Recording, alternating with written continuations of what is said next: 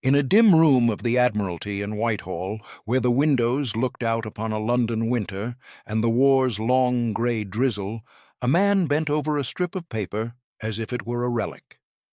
Nigel de Grey, thin, meticulous, the sort of mind that finds order where others see only noise, held in his hands a message that was not yet a message. It was a string of numbers, the lifeless numerals of a cipher, freshly brought up from the subterranean arteries of the Empire's cables. Around him, the apparatus of secrecy performed its daily liturgy. Doors that locked behind you, voices that fell into whispers, clerks who wrote nothing down except what they were told to destroy. The war at the front was mud, wire, and shellfire. Here it was ink, arithmetic, and the patient turning of keys in invisible locks.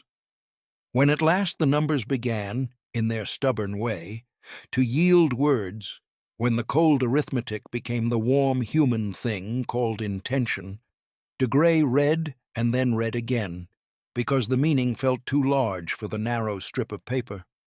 Germany, cornered at sea and desperate on land, was proposing to Mexico an alliance against the United States. If America entered the war, Mexico was to strike north, to reconquer the territories it had lost, Texas, New Mexico, Arizona, and, if possible, to draw Japan into the bargain. The men in that room had not fired a rifle, but the paper before them had the weight of gunmetal. The question was not only what it said, but what it would do. To understand why a telegram could help tip a continent into war, we must remember that modern history is often made not by battles alone, but by the instruments that connect distant minds, ships, railways, newspapers, and, by 1917, the thin copper nerves of the telegraph. The 19th century had taught statesmen that communication is power. The early 20th proved that communication, intercepted and interpreted, is power squared. Empires were no longer merely territorial, they were informational. Britain, whose navy encircled the oceans, had also encircled the world with cables. When the Great War began in 1914, one of the first silent blows struck by Britain was not against a trench, but against a wire. German transatlantic cables were cut, severing Berlin's direct line to the Americas. Germany, proud and modern, discovered that in the new age the sea could still throttle a nation's voice.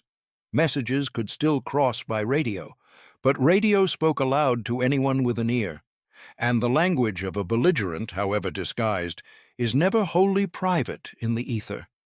So Berlin sought other routes, through neutrals, through friendly embassies, through any channel that could be used without giving away the whole game. America, in those first years, was the great neutral, the rich spectator whose markets and moral judgments mattered almost as much as its guns. President Woodrow Wilson had proclaimed neutrality not only in action, but in thought, an idealistic injunction that asked citizens to be disinterested in a world that was rapidly making disinterest a luxury. Yet neutrality is never an empty category. It is a posture held against pressures. Britain's blockade choked Germany's imports with the slow cruelty of hunger, and Germany's submarines answered with a new kind of war, a war against commerce itself. The Atlantic became a chessboard where the pieces were freighters, liners, and the lives of passengers who had imagined the sea as romance rather than arithmetic. In 1915, the sinking of the Lusitania, with Americans among the dead, had shown the United States what unrestricted undersea warfare could mean, and it had forced Germany into temporary restraint. There were pledges and counter-pledges, admonitions and diplomatic notes, as if the war could be managed by paperwork. But the underlying logic of conflict remained. Britain tried to starve Germany. Germany tried to starve Britain. And America's ships, cargoes, and citizens moved through the narrowing channel between. If the Zimmerman telegram later struck America like a slap, it was because the face was already turned toward the blow. By late 1916, the European war had become a machine for consuming men and metal on a scale that mocked the old rhetoric of glory. The Somme and Verdun had taught even the most romantic patriots the mathematics of stalemate. Germany's leaders looked at their map and their ledgers and saw time running against them. On land, the Central Powers could still fight, but they could not easily deliver a decisive knockout. On sea, the British blockade tightened. The German Navy, bottled up and outmatched in capital ships, had in the submarine a weapon that seemed for a moment like the equalizer of history. Here was a craft that could ignore dreadnoughts, strike unseen, and turn the Atlantic into a zone of fear. But submarines were also political weapons. They did not merely sink tonnage, they sank assumptions. They dissolved the distinction between combatant and non-combatant that had been the slender pretense of civilized war. Every neutral ship became a possible carrier of contraband. Every passenger liner became a possible auxiliary cruiser. Every torpedo became a paragraph in a diplomatic crisis. In Berlin, the debate was not merely naval, but existential. The advocates of unrestricted submarine warfare promised that if Germany loosed its U-boats without restraint, if it sank ships without warning in the waters around Britain, it could cut Britain's lifeline of food and imports and force London to sue for peace before American intervention could matter. The opponents feared that such a policy would almost certainly bring America into the war, transforming a European struggle into an industrial world war that Germany could not win. Yet by the end of 1916, the cautious had fewer arguments to offer. The war had exhausted patience, the British blockade had exhausted supplies, and the German public too grew hungry. In January 1917, Germany chose the gambler's throw. It would resume unrestricted submarine warfare beginning February 1st. It would take the risk of America. It would, as so often in history, trade the certainty of slow decline for the possibility of sudden victory. It was in this atmosphere, where strategy became a form of despair, that Arthur Zimmermann, Germany's foreign secretary, conceived the telegram that bears his name. Zimmermann was not a melodramatic villain. He was a functionary of statecraft, a man of papers and appointments, working within the cold logic of contingency. If unrestricted submarine warfare brought the United States into the conflict, Germany would be fighting not only Britain and France and Russia, but also the immense productive and financial power of the New World. Zimmermann asked, as any calculating minister might, if America becomes an enemy, can she be distracted? Can she be wounded at home? Can she be made to think first of her own borders rather than of Europe? The answer, in the geography of the Americas, pointed toward Mexico.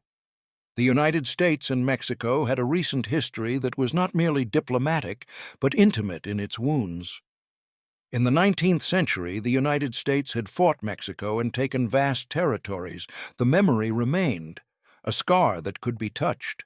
In the 20th, Mexico's revolution had made its politics volatile, and America's interventions, real and threatened, had kept suspicion alive. Only months before, in 1916, Pancho Villa's raid on Columbus, New Mexico, and General Pershing's punitive expedition into Mexican territory had brought the two nations near to open conflict.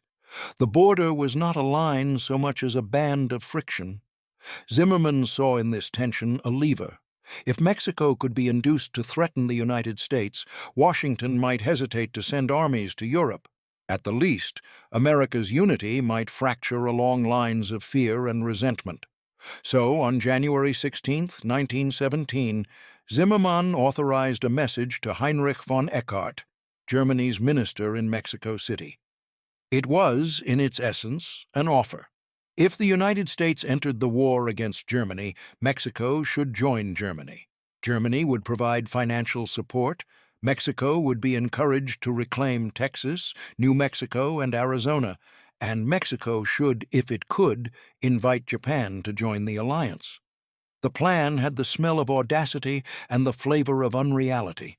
It assumed that Mexico, exhausted by revolution and lacking modern arms, could challenge the United States. It assumed that Japan, bound by alliance to Britain and busy with its own interests, could be lured into a scheme that offered little and risked much. It assumed that a war of continental conquest could be conjured by a telegram. Yet history is littered with improbable plans, and when nations are desperate, the improbable begins to look like the only remaining doorway. A telegram, however, is not a thought. It is a thing that must travel. And in 1917, the routes of travel were themselves the battlefield. Germany's direct cables were cut, and its messages to the Americas often had to pass through neutral or enemy-controlled channels. Here the irony becomes almost comic, though the consequences were tragic. Zimmerman's message traveled in part over American diplomatic cables. The United States, still neutral, allowed Germany limited use of its secure communications for diplomatic purposes, in the belief that civilized intercourse might restrain barbarous war. The message, therefore, passed through a system that was not Germany's own, and, more importantly, through lines that Britain could monitor. Britain's signals intelligence was then concentrated in an organization that has since become famous under its nickname, Room 40. It was not, in truth, a single room so much as a set of offices and minds, an early nerve center of what later ages would call intelligence. Britain intercepted radio transmissions, tapped cables, gathered code books from captured ships and raids, and employed linguists, mathematicians, and classicists, men trained to hunt patterns in dead languages, to hunt patterns in living ciphers. The Admiralty's head of this shadowy craft, Captain Reginald Blinker Hall, was a sailor who understood that information could sink ships as surely as torpedoes. The war at sea was fought with steel, but it was prepared with knowledge. When the Zimmerman message was sent, it came to the British in the manner of many modern revelations, not as a confession, but as a byproduct of routine surveillance. The cable stations and relay points through which transatlantic messages passed were often under British control or British influence. Interception was, in effect, built into the Empire's communications monopoly. A ciphered German telegram moving through these channels was copied and forwarded to Room 40. Here, the first drama begins. The message arrives not as a sentence, but as a puzzle. To the untrained eye, it is meaningless. To the code breaker, it is a locked door. Ciphers are the literature of suspicion. They assume that the world is hostile, that every wire is listened to, that every word might be used against you. In the war, each side sought to protect its communications, and each side sought to penetrate the others. A cipher system depends on keys, code books, substitutions, tables, and agreed procedures. Break the key, and the secret becomes a story, but breaking is rarely a sudden miracle. It is slow work, composed of partial victories, a phrase guessed here, a repeated pattern noticed there, a fragment matched to an earlier fragment. Room 40 had gained access to some German code books earlier in the war, sometimes through captures and sometimes through luck. Yet Germany, aware of the danger, changed its codes. By 1917, the code used for high-level German diplomatic traffic, one of the 0075 codebooks, was not fully compromised. Room 40 could read some of it, enough to sense the contour of a message, but not always enough to see the full face. The first intercepted version of the Zimmerman telegram was encoded in such a way that the British could not immediately produce a clean translation. They could glimpse the theme, Mexico, alliance, America, but the details remained in fog. It is one of the understated ironies of intelligence work that partial knowledge can be as dangerous as ignorance. If you act on a fragment, you may mislead yourself. If you wait for certainty, you may miss the moment when knowledge matters. Hall and his men faced both the difficulty of decryption and the even subtler difficulty of consequence. If they obtained the message's meaning, how could they use it without revealing how they had acquired it? Meanwhile, the message did not stop in Washington. The German embassy there needed to send it onward to Mexico City. Here, the second act of the thriller begins, and it begins with bureaucratic practicality. The German ambassador in Washington, Count Johann von Bernstorff, forwarded the telegram to Eckhart in Mexico. In doing so, the message was re-encoded and transmitted again, this time in a different code, one that Mexico City could receive and use. The very act of retransmission created a second opportunity for interception, and the change in encoding created a second opportunity for decryption. Room 40, intercepting again, found itself with two versions of the same serpent. The second used an older German diplomatic code, one for which the British had more substantial holds, thanks to earlier captures and painstaking work. Now, the fragments from the first intercept could be cross-referenced with the clearer portions of the second. What had been shadow became outline, and what had been outline became text. When de Grey and his colleagues assembled the translation, the message stood in harsh clarity. Germany was offering Mexico a partnership in war against the United States, with promises of money and lost territory. At that moment, the Zimmermann telegram ceased to be merely an intelligence triumph and became a political instrument. Hall now possessed something that could, if handled correctly, alter the course of the war. But intelligence, like gunpowder, is useful only if one can ignite it at the right place without burning one's own hand. Britain's predicament was delicate.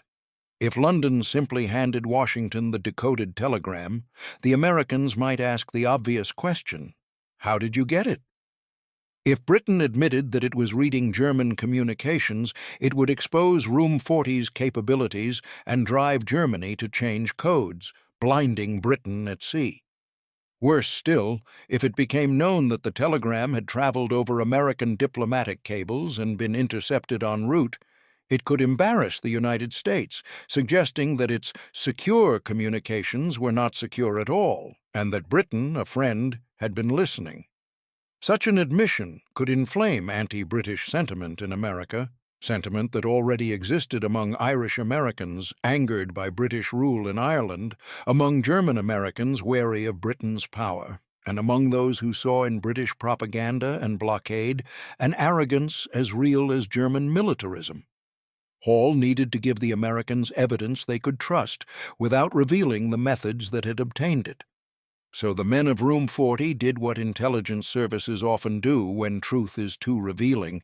They created a cover that was not wholly false, but strategically incomplete. Britain arranged to obtain a copy of the telegram in Mexico itself, through access to telegraph offices and the vulnerabilities of bureaucracy. If Britain could present the United States with a copy that appeared to have been obtained in Mexico, it could claim that the message had been intercepted there, without disclosing that it had also been intercepted earlier on the transatlantic route. The telegram in this sense had to be reacquired, like a jewel stolen again, so that the original theft could remain secret. This decision, to manage not only information but the story of information, reveals something profound about modern politics. In older diplomacy, the problem was often how to learn what the enemy intended. In modern diplomacy, the problem is also how to reveal what you know without revealing how you know it. Secrecy produces a second layer of theater. The state becomes an actor that must perform knowledge credibly to others while keeping the source of knowledge hidden. The Zimmermann telegram's journey into public life would therefore be as much about the choreography of disclosure as about the content itself. By late February 1917, Britain judged the time ripe. The resumption of unrestricted submarine warfare on February 1st had already pushed America toward rupture. Wilson, who had tried for years to hold neutrality as a moral ideal and political strategy, now faced an ocean where German submarines claimed the right to sink without warning. The United States broke diplomatic relations with Germany on February 3rd, a step short of war but heavy with implication. America's patience, never infinite, was thinning under the pressure of repeated maritime affronts. In such an atmosphere, a new provocation could become decisive, not by itself, but by supplying the moral clarity that often precedes action. On February 24th, Britain's Foreign Secretary, Arthur Balfour, summoned the American ambassador in London, Walter Hines Page, and presented him with the telegram. Page, a man of letters with a reporter's instinct for significance, immediately grasped the message's dynamite. Here was Germany not merely attacking shipping on the high seas, but plotting to set America's neighbor against it. Here was a threat not to commerce alone, but to territory. It was as if the war, which had seemed distant to many Americans, had suddenly reached across the Atlantic and touched the border. Page transmitted the information to Washington. There, Secretary of State Robert Lansing and President Wilson confronted the intelligence with caution and then with the slowly dawning awareness that it could not be ignored. A document of such magnitude invited suspicion. Could it be a British fabrication designed to lure America into war? In a climate where propaganda flowed like a second river beside the news, skepticism was not merely reasonable, it was necessary for sanity. Wilson, though increasingly convinced that Germany's policies were incompatible with American security, still understood that the nation would require more than a naval policy dispute to accept war. It needed to feel that it had been challenged in its own hemisphere, in its own dignity. The administration verified the telegram as well as it could, and then, in early March, it allowed the message to be made public. On March 1st, American newspapers published it. Few pieces of paper in modern history have had such immediate and widespread effect. The public reaction was not uniform, no nation is ever of one mind, but the telegram struck a nerve that submarine warfare alone had not always touched. The submarine debate, for many Americans, could be argued in terms of international law, maritime rights, and the complexities of contraband. It could be framed as a dispute about the rules of commerce. The Zimmermann telegram, by contrast, was easy to understand. Germany was encouraging a war on American soil, promising American land as the spoil. It transformed Germany from an overseas belligerent into a conspirator against the nation's border. It simplified the moral geometry of the conflict. The telegram also did something subtler. It answered, in a single stroke, the lingering argument that the United States could remain aloof, secure behind oceans. If Germany could reach across the Atlantic to enlist Mexico, then the Atlantic was no longer a moat. The New World was no longer insulated from the old. In this sense, the telegram did not create a new danger. It revealed a danger that modern connectivity had already made possible. A world bound by wires cannot keep its wars neatly separated. It is useful, however, to guard against the romance of a single cause.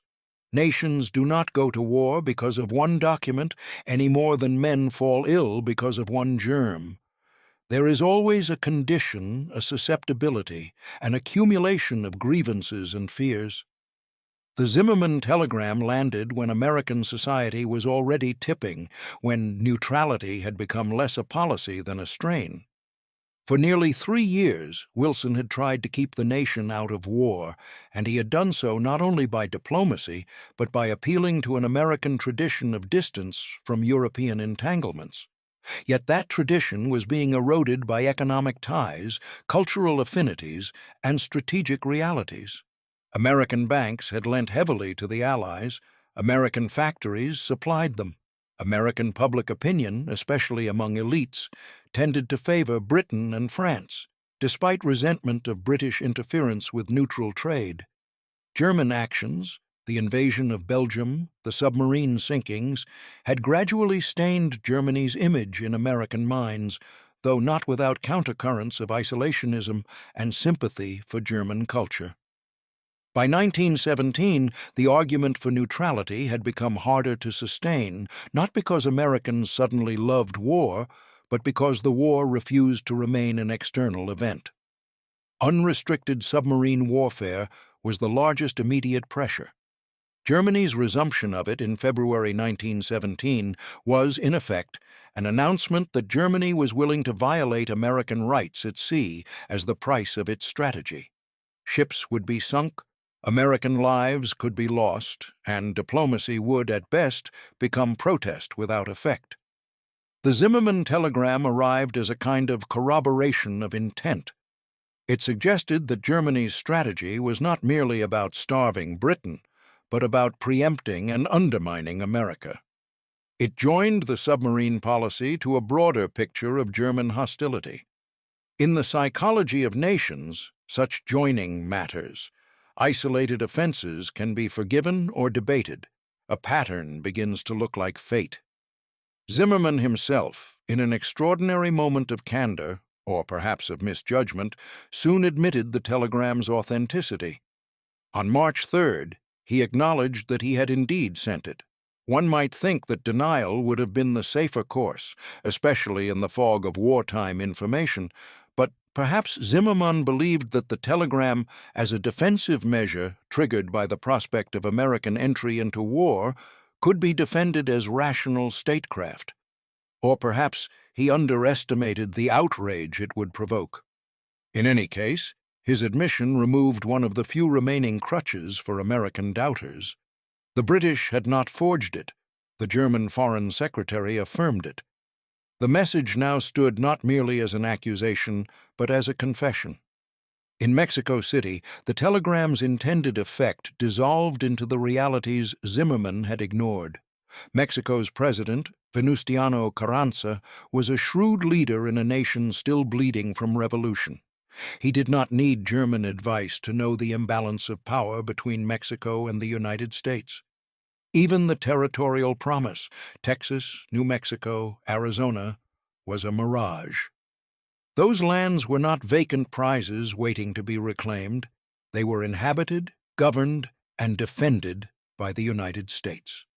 To reconquer them would require an army and logistics Mexico did not possess. Moreover, Mexico's economy depended heavily on trade with the United States. War would be self-strangulation. Carranza examined the proposal with the caution of a man who has survived chaos and does not willingly invite it back. A commission studied the military feasibility and, unsurprisingly, found it implausible. Mexico declined. The telegram, intended as a weapon, failed in its direct purpose. Japan, too, remained where interest placed it. Bound by alliance to Britain and enjoying the fruits of war in East Asia, Japan had no incentive to join Germany in a risky North American adventure. The telegram's suggestion that Japan might be enticed reveals how desperate Germany's strategists were to imagine new alliances, and how little they understood the actual gravitational field of other nations' interests. The plan was a map drawn in a room in Berlin, not in the world. Yet the failure of the scheme in Mexico mattered less than its success in America's mind. In Washington, the telegram was now part of a rapidly tightening chain. German submarines sank ships. American opinion hardened.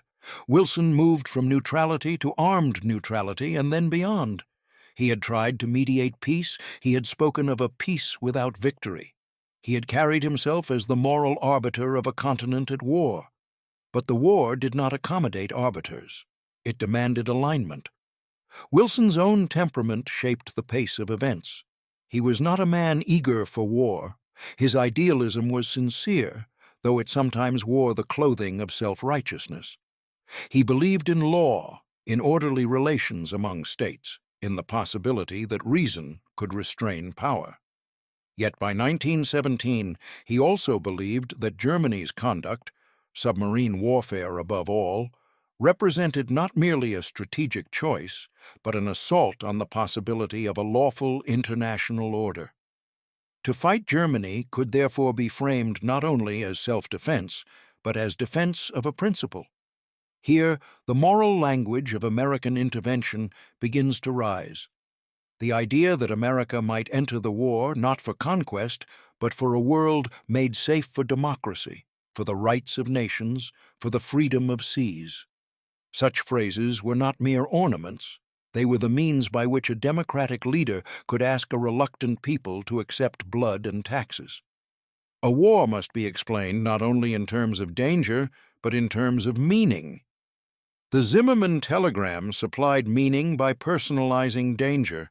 It was one thing to say that German submarines threatened neutral rights. It was another to show Germans courting Mexico with promises of American land. The telegram felt like a plot, and plots are easier to hate than policies. It had the narrative simplicity of a thriller: secret message, intercepted, decoded, revealed, a foreign power conspiring against home. In a nation that had not yet developed the hardened cynicism of later decades, such a narrative could still ignite a broad moral reaction. The press amplified it. Newspapers in 1917 were already mass institutions, shaping national moods with headlines and editorials. The telegram's publication became a spectacle, discussed in barbershops and boardrooms, in church halls and legislative chambers. It did not convert every isolationist, but it narrowed the space in which isolation could seem prudent. When even German Americans, many of whom had felt torn between heritage and citizenship, saw the German government proposing to partition American land, their loyalties were strained. The telegram was, in effect, a wedge driven into the complex mosaic of American identities. Of course, the American decision for war was not made in the street, but in Congress, and behind Congress stood the machinery of the modern state. The military had been expanding. The preparedness movement had argued that a nation of America's size could not rely on improvisation. Industrial leaders weighed the implications of war and peace. Labor leaders worried about conscription and wages. Farmers watched commodity prices.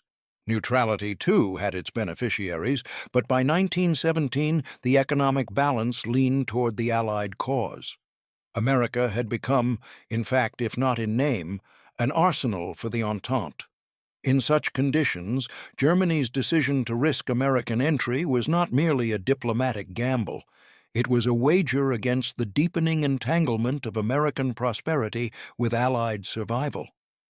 When Wilson went before Congress on April 2, 1917, to ask for a declaration of war, he did not base his case on the Zimmermann telegram alone. He spoke of submarines, of rights, of the need to resist a campaign of lawlessness on the seas. He invoked the moral destiny of America in a world that was, as he saw it, threatened by autocratic militarism. Yet the telegram hovered in the background, one of the facts that made his argument easier to accept. It had helped in the weeks prior to settle the nation's nerves toward a single conclusion. On April 6th, Congress declared war on Germany. The United States entered the Great War. To reduce this sequence to a single cause would be to misunderstand both history and human psychology. The Zimmermann telegram did not create German submarine policy. It did not create the British blockade. It did not create America's financial ties to the Allies. It did not create Wilson's evolving worldview. But it accelerated. It clarified. It dramatized. It provided the kind of concrete indignation that can galvanize a public where abstract principles have divided. It is also important, if we are to be honest in our broader context, to see the telegram as part of the moral ambiguity that war imposes on all sides. Britain intercepted messages and manipulated their disclosure. Germany plotted to exploit Mexico's grievances. America, in lending its cables, imagined neutrality could be maintained in a world of strategic desperation. Each acted within a logic that, from within, seemed rational. Britain's intelligence services were guardians of survival in a war where ignorance could mean starvation. Germany's Foreign Office sought any lever to forestall defeat. America sought to remain at peace while benefiting from commerce that inevitably linked it to one side's endurance. No nation in that struggle was a pure abstraction of virtue. The war was not a melodrama. It was a collision of powers in which morality and necessity tangled like wire in a shell crater. Yet in the life of nations, perception is itself a force. The Zimmermann telegram, once public, did not merely inform. It transformed the emotional atmosphere. It turned Germany's strategy into a personal affront. It fused submarine sinkings, already a slow drip of outrage, into a flood. It offered Wilson and the interventionists a potent exhibit in the case against Germany. It made it harder for opponents to argue that America was being drawn into war by Britain's propaganda alone. Even if British intelligence had shaped the revelation, the words were Germany's, and the admission was Germany's. The telegram became a symbol because it was both real and narratively perfect. If we step back, as history invites us to do, we may see in this episode a foreshadowing of the 20th century's deeper transformation, the marriage of war to information. In earlier ages, secret diplomacy existed, but its speed was limited by horse and ship. In 1917, a message could cross oceans in hours, and its interception could cross them faster. The state that controlled the wires controlled, to some degree, the options of those who depended on them. Britain's cable empire gave it an advantage that was not glamorous, but decisive. Germany's attempt to circumvent that advantage led it, ironically, to use American channels and thereby to place its secret into an enemy's hand. A single telegram, born of desperation, carried by the infrastructure of neutrality, seized by imperial surveillance, decoded by patient intelligence, became one of the hinges on which the war turned. We may also see something about the fragility of neutrality in an interconnected world. Wilson's hope that America could remain impartial in thought assumed that the Atlantic could serve as a moral distance. But cables and commerce had already narrowed that distance. Neutrality, like a bridge, can be held only if both sides respect it, and in total war, respect becomes an expendable commodity.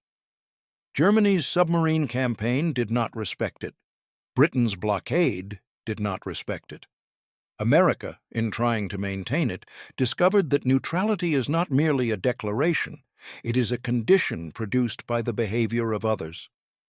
When others refuse, neutrality becomes an increasingly strenuous performance.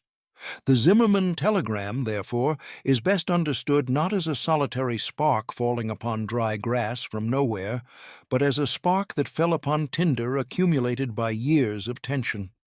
The tinder was the submarine war, the blockade, the loans, the propaganda, the bruised pride of a neutral whose rights were repeatedly tested. The spark mattered because the tinder was ready. If the telegram had been sent in 1914, perhaps it would have been dismissed as a crude maneuver in a distant war. Sent in early 1917, as American ships faced new dangers and American patience wore thin, it landed with explosive timing. History often turns not only on what happens, but on when it happens. And what of Zimmermann, the man whose name became attached to a national decision?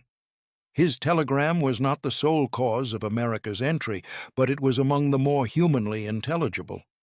In a world where causes are complex and motives mixed, the public often seizes upon what can be pictured: a note, an intercepted message, a phrase. These become anchors for moral judgment. The telegram served this function. It gave the war, for Americans, a face they could recognize as hostile. It made the abstract concrete.